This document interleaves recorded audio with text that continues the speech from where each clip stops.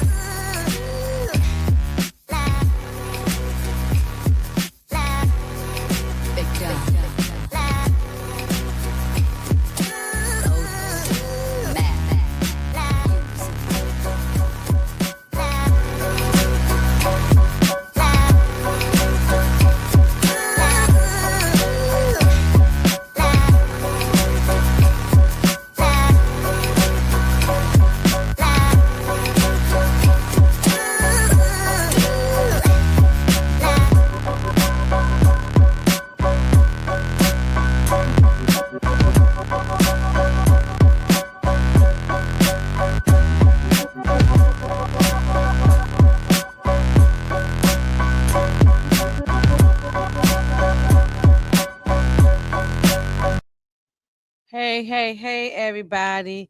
What's going on? What's happening? I'm not going to be up here long, but I just wanted to come up here and talk to y'all about the Hurricane Katrina documentaries that's out right now on Hulu and Netflix. Now, these are not the first documentaries speaking about Hurricane Katrina. We have had multiple documentaries in the past. It's been 20 years now since Hurricane Katrina first happened. And we've had multiple documentaries since then. Spike Lee has done a few. There's been a lot of people have done them. But we got two new ones because maybe people didn't see the original ones that were out that were done years ago, 20 years ago. Because Spike Lee did one that was fantastic. I think it's on HBO Max when the levees broke. You check that out. That came out it's probably been 20 years now when that came out. So it has to be 20 years because it's been 20 years since Katrina. So, but now we got two new ones. We got two new documentaries. On Hulu, we have a Hulu as well as the National Geographic channel. They all tied together. We have a Hurricane Katrina documentary called Race Against Time. And then on Netflix, there's one that Spike Lee is executive producer, and as well he directed episode 3, and it's called Katrina Come Hell and High Water. Both of these documentaries are fantastic. But I will warn you, if you have, I know the story on Katrina.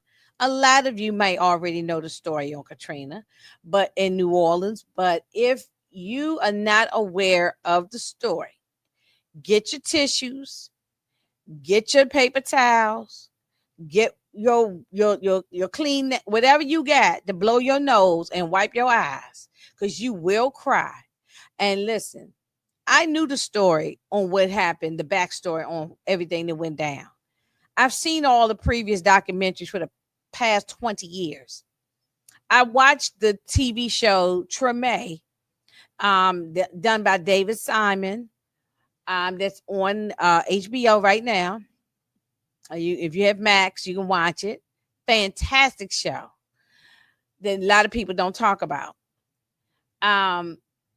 So I'm very much aware of what went down during the Hurricane Katrina thing. And I've been down to New Orleans multiple times. So I saw that was going on. But a lot of people either were too young or they just don't remember, or whatever the case. It's not too late to learn. Oh my goodness. I'm gonna tell y'all, even though I knew about all this stuff, I still bawled. I still cried. My eyeballs are hurting now from the crying I did watching both of these documentaries. Extremely sad and extremely powerful, and it's just sickening as to how they did these people, our people. I didn't know none of these people. They're not my relatives that I know about, but that's not the point. They're black, I'm black, they're my people. And to sit there and this can happen to you, to you, to you, and to you. Whoever's watching this video right now, it can happen to you. This devastation did not come from the storm.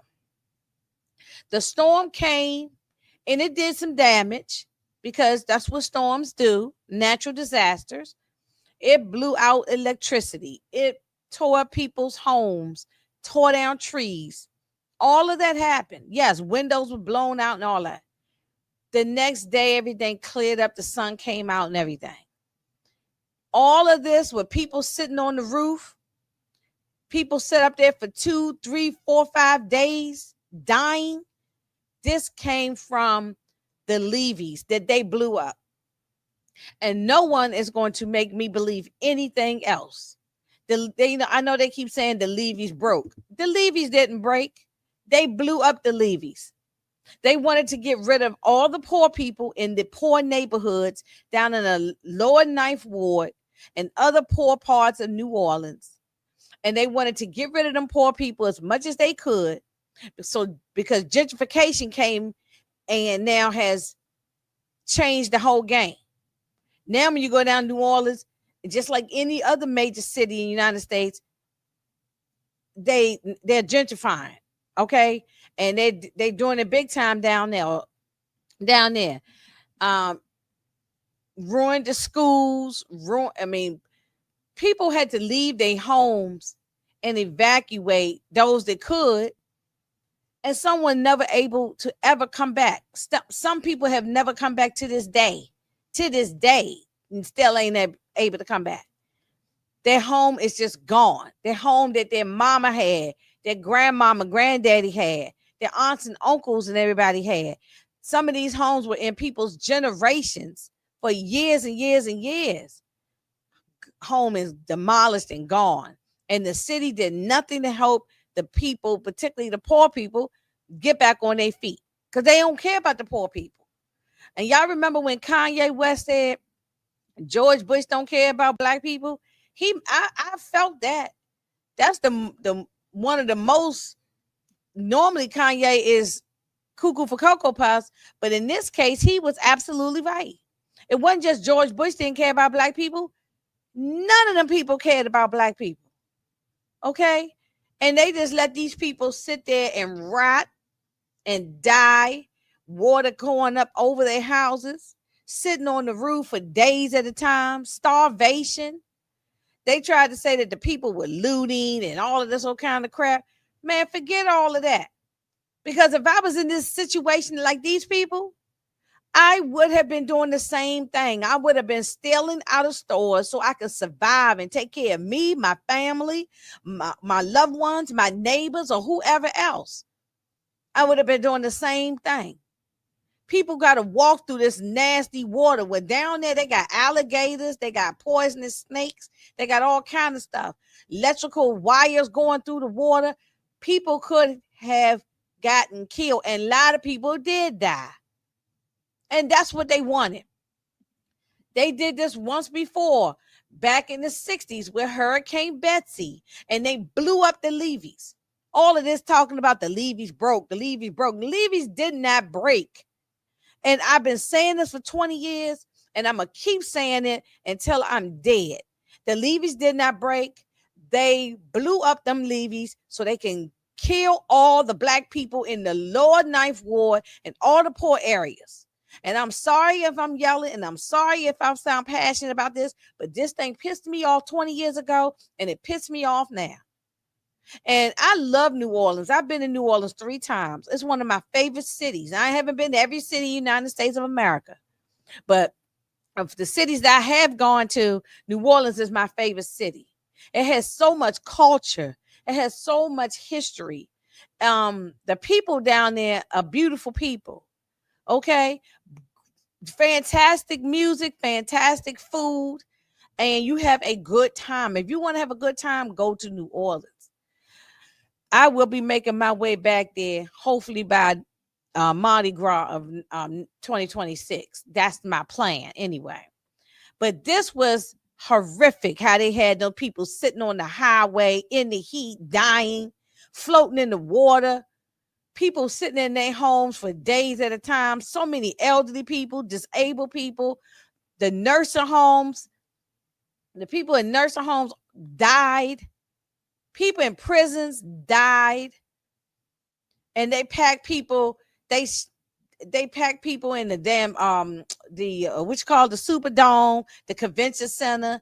They tried to ship some people over to Houston and treat these people as if they refugees in their own home, in their own homeland. You know what I'm saying? And now they done push these people out. Look at this, dead bodies floating in the water, people crying, people done lost, people didn't know where their family members were. And FEMA is the worst. And remember when George, that big dummy George Bush talking about a Brownie, you doing a hell of a job. The man who was in charge of FEMA at the time. He did a horrible job. He did nothing to help nobody. People sat out there for days and days and days. And it's August 31st. This is the anniversary of Katrina because it happened, I think, on the 29th or something like that. This is the anniversary of Katrina, and it went on for days. It went on for days. And some people have never recovered from Katrina. Some people still have suffered 20 years. So many people are homeless to this day. Look at people sitting outside the Superdome dying. I've been inside the Superdome.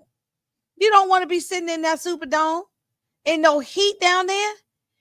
That was the problem, is the heat. The heat in New Orleans is vicious. It's so thick.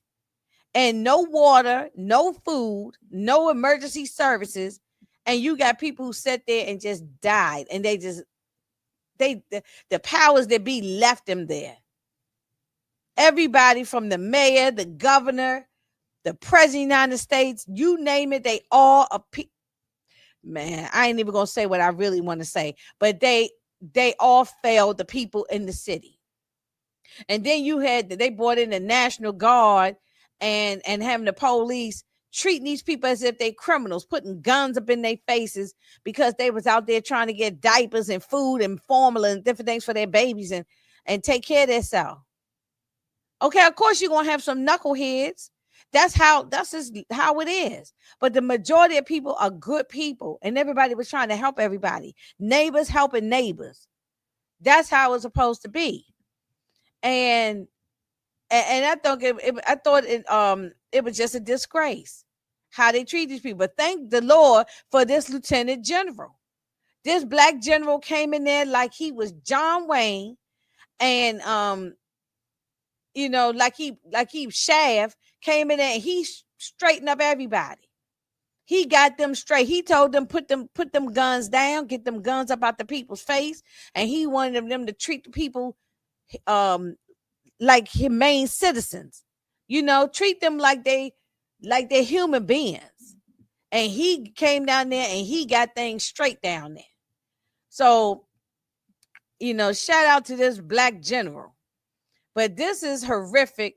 And then, like I said, this is not a documentary that you watch and you going to just walk away without feeling something. If you don't feel nothing from watching this, for both of these documentaries, Hulu and Netflix, I don't know what to tell you.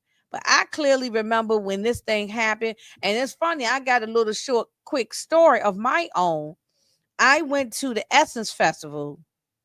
The Hurricane Katrina happened 2005. I went to the Essence Festival in July. It's always 4th of July weekend, 2005.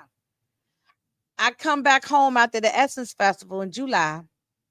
I was only home for about a month from having a good time down in New Orleans, having a ball. Okay.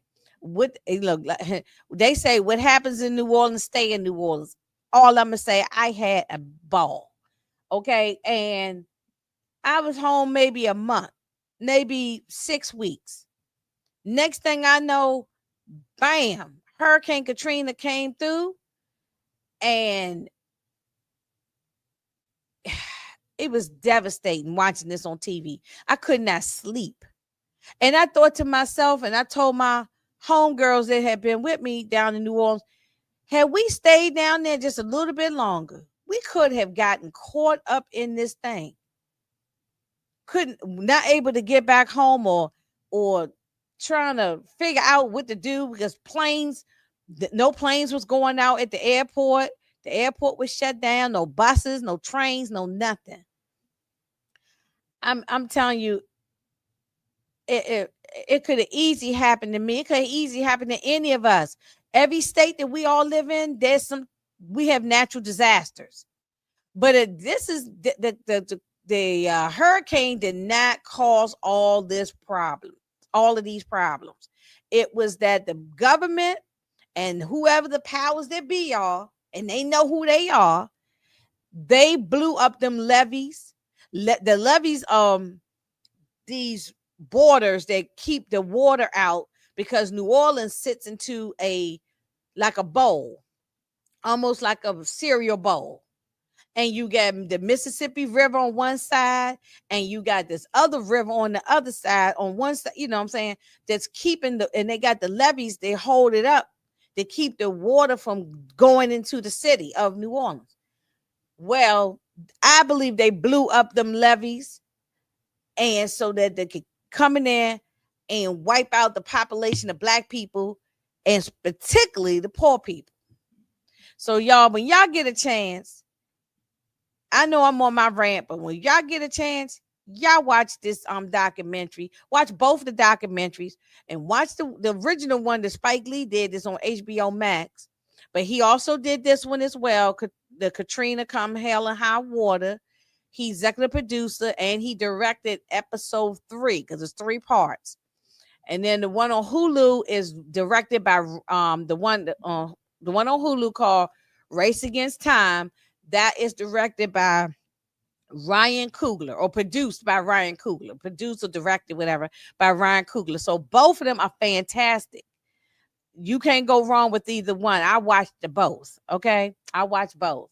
And then, but Spike Lee has one he did 20 years ago called When the Levees Broke, and that one is multiple parts. And that one is actually it's a 2-part thing, and it's fantastic. It will have you. It will break you down. It would definitely break you down. So anyway, I'm done with my rant. I appreciate y'all. Love y'all. And I will see y'all on the next time. Okay. Bye.